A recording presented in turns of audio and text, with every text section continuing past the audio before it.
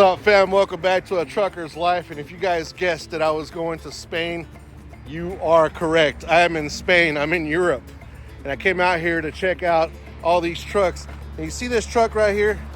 It's got my last name. The irony behind that the last name, the name of that trucking company has got my last name. That right there is crazy enough. But there's a Scania. You guys have seen those before. There's a lot of Mercedes. There's a lot of Renault. Different name brands that we haven't heard of in the States. So stay tuned. We're going to go out, talk to some of these guys, and see what the life is in Spain as a trucker. And if we can, we'll go out on a ride.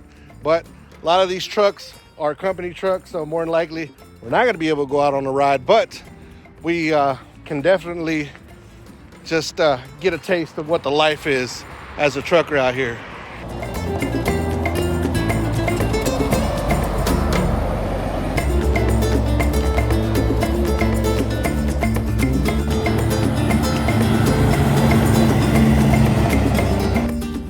So I just got through talking to this driver right here. Gave me a lot of insights. But one thing that I am finding difficult, and some of you guys called it out, is to get anybody to talk on camera.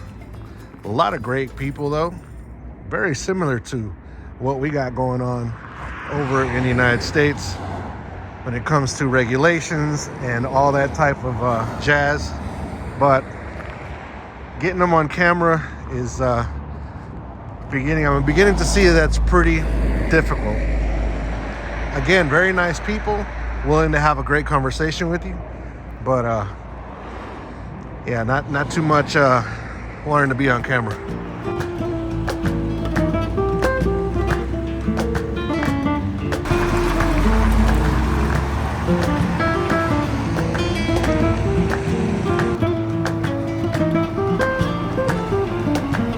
Here we got us a truck that I haven't seen a lot of, but they do exist out here, a Renault.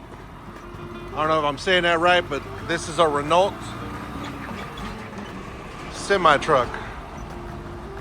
We definitely don't have those in the States. All right, fam, since yesterday, it's pretty much been a bust to be able to talk to truck drivers. What I've been kind of noticing around here is that most truck drivers are pretty much, I mean, we're loners in the States as well, but they're more of serious type people. In the States, I would have walked up to a couple of drivers and somebody would have already said hello, had a conversation. Well, I've had conversations, but nobody is willing to be on camera while we're having this conversation. Now, I've had two drivers that I had a pretty decent conversation with. One, we spent over an hour talking about the way trucking is here in the States. I mean, here in the States, here in Spain. But other than that, I can't get anybody to get on camera. Not everybody around here has a clean truck, but yeah, that guy has a mess or two in his truck. That's a pretty nice setup right there. I like the truck. Another thing that I've noticed is that on average, the truckers that I've seen so far are probably in their late 40s, early 50s, kind of like a middle age range. I haven't seen too many young semi drivers. I've seen younger, regular straight truck drivers, but not semi. So I don't know if it's just something. Well, it's something that, matter of fact, the guy was telling me yesterday is that the young kids nowadays just don't want to get into it just because the money's just not there. So, that's a big contributor on why people don't want to do certain things. And a lot of this used to be generational, just like at the States. But here, more and more younger kids are going away from being truckers and decide to do something else just because the lifestyle. As you guys know, the lifestyle, this is not a job, it's a lifestyle. It's something that you have to get used to, something you have to love. But around here, it's just not a thing. I've been, like I said, I've been checking and seeing, and almost everybody is middle-aged. That's a really nice Renault coming right there. Beautiful truck. I mean, for the most part, I like the way these trucks look. I'm just a car guy. You know, I'm a motorhead, and I like the way they look. They're way different than what we're used to, but our trucks would never work out here. Another thing, fam, that this is, you know, kind of a thing for us in the States too. All this trash. And this is where semis are parked. Lots of trash and lots of kidney bombs. So it's not just us in the States. I guess here in Spain, it is a pretty similar situation.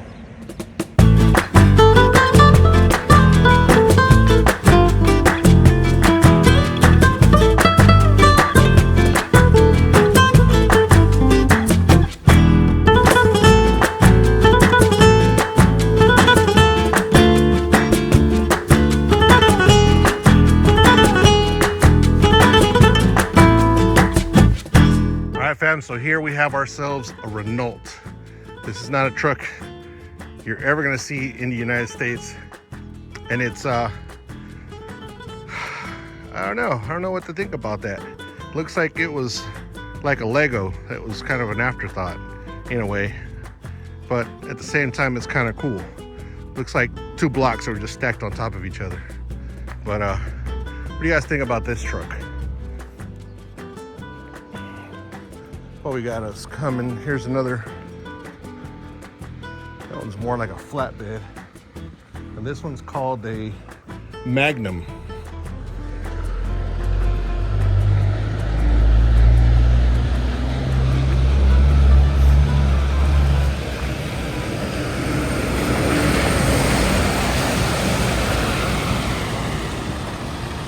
Let's look at this setup right here. And this is pretty much all setups that I've been seeing. So it's a single axle truck, 3-axle trailer. They all have these storages, not all, but most have these storages. Storage here, storage there.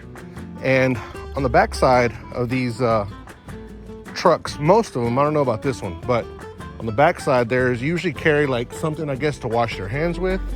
Well, this one doesn't have it, but they usually have something right here, which is like something to kind of wash their hands with. Here we have another one coming in, and this is also a Renault.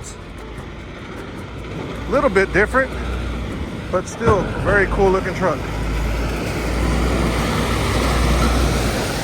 Again, and see, he's got the spare tire on the back of his trailer there. So some of these guys are like us. They keep a lot of tools. They keep everything ready just in case they break down, something happens. They're good to go. But sometimes, like the guy I talked to yesterday, he actually says that most drivers here are company drivers, so they do like every other company driver does. If something breaks, they get a phone call, or they make a phone call, and they get their stuff repaired. Now, pay here in this country for truckers is not great. Now, if you go to the United States, you usually hear from other people say, oh, truckers make good money.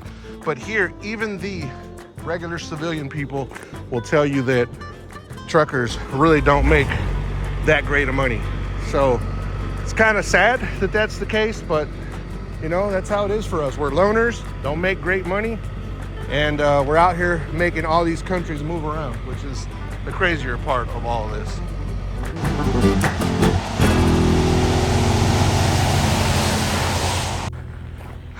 Oh yeah, note to self, don't bring Jordan 1s to a place you know you're gonna do a lot of walking. Bring something way more comfortable, because yeah, my dogs are very pissed off at me right now. That's a very cool looking truck right there. They won't even wave at you. Oh, this has been a crazy bus. And one thing I have noticed, that trucks that are staged to unload are normally parked, they all park in forward instead of backing in, which is quite a bit of difference with us. We back in, we get called, and then we back up to our dock. See, today we're mostly seeing Renault trucks, and yesterday it was just Volvo trucks. But that's how they call you. That's how they call you to your dock. Now this one here is actually pretty cool. Doesn't look like an afterthought, and it's still a Renault, maybe a newer model, different model. It's got to be some different model, of course, right? And here's what I was talking about earlier. This little, I don't know if it's water storage so they can clean their hands, but a lot of the trucks here have these little containers back here. Again, storage, 3 axles. There's another one coming in there. And then this right here on this one looks like it's just like a crash bar. It just has something to cover so it won't get, you know, for the aerodynamics standpoint. But if we look in here, you can tell that there is no actual storage spot. And well, I mean, you might be able to put something in there. If you just open these up, it might be storage. Just this one doesn't have any storage or anything locked up in storage. There's another little spot. So very well use of space, I've noticed. Now here we got the Mercedes, another Renault, Mercedes, and that's another Renault over there, and Ivica is the one that just pulled up, that red one right there. Another thing that I've noticed that all drivers have some type of reflective clothing on while they're you know, driving or getting off at docks, which a lot of that is happening in the States as well. Companies are requiring for you to have the safety vest, especially if you're going into like the ports and stuff like that. You have to have the safety vests, you know, on. But yeah, this is our their typical European setup. 3-axle trailer, single axle truck. Yet to see a double axle truck, to be honest with you. But guy was telling me that the double axle trucks are usually used only for when they do doubles. And doubles don't come into cities because, as you guys have, probably have known, or maybe have seen a little bit of on the videos, is that these roads are way too small to have double trailers. Peterbilt 389 would never, ever work here in these countries. You would get caught up on the first traffic circle going through a town, and you would hang up the whole city.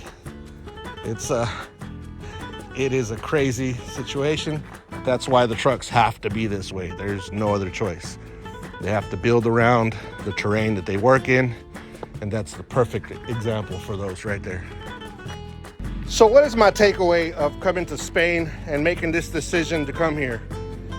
You know, at points I thought and I think that it was kind of a little bit of too crazy of a decision without actually communicating with anybody. But at some point I was also thinking that getting somebody to communicate is extremely difficult.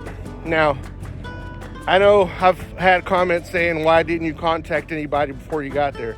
But you got to think about this. Let's say that you're an OTR driver, and let's say a guy that you told that you don't know calls you and tells you, hey, can we do a YouTube video? I want to ride along with you. I want to do a YouTube video. And that all sounds nice. It all sounds, you know, great in theory.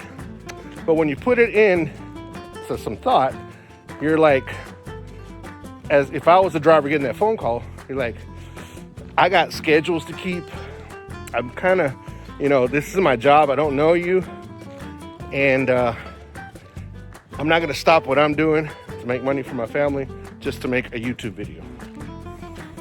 That was the whole thing behind why I decided to do it this way. Did I try on some of my lives to talk to people from Spain? Yes, but a lot of times, if they were from Spain, they were not truck drivers. They were just, I guess let's just say regular civilians. Let's call it that, even though it's probably not the right term. But so that was the whole issue behind why I didn't have it set up. Now, with you guys' help, you guys watching these videos, giving these videos thumbs up, will help us out tremendously to get the word out to maybe the next country we do go to, we can set something up a little different. maybe even a small company. I know the larger companies have all kinds of rules, regulations. They have to follow insurance protocols. So that would be a lot more difficult. But small companies could actually invite us to come ride along in one of their trucks with one of their drivers. That's also a thing that could actually happen and would actually kind of work. So what do you guys think? Don't forget, guys, these videos are 100% funded from me. I'm not, you guys know I don't have a lot of money. You guys know I've been through a lot, and I'm not asking for money either. But if you would like to help on the next journey, watch the video, give us a thumbs up. And if you'd like to donate, the links are in my bio for my channel, and you could also help out that way. But was this a bust? I don't know, maybe. Was it not? I don't know, maybe not. We came somewhere, we experienced something different. European, Spaniard truck drivers are a little different than we are, and that's okay. That's what this is all about, so figuring out how it is for different countries that we might be going to. With that being said, fam, love you guys. Thank you for those of you that actually stuck around long enough to watch these videos, and those of you that actually made it this far. You guys are greatly appreciated, and from really the back streets of Madrid, Spain, and I got like a couple hours before I got to be on a plane headed back to the States, and I'm still out here, but I'm trying to get the content for you guys. Be good, be safe, and as always, God bless. Peace.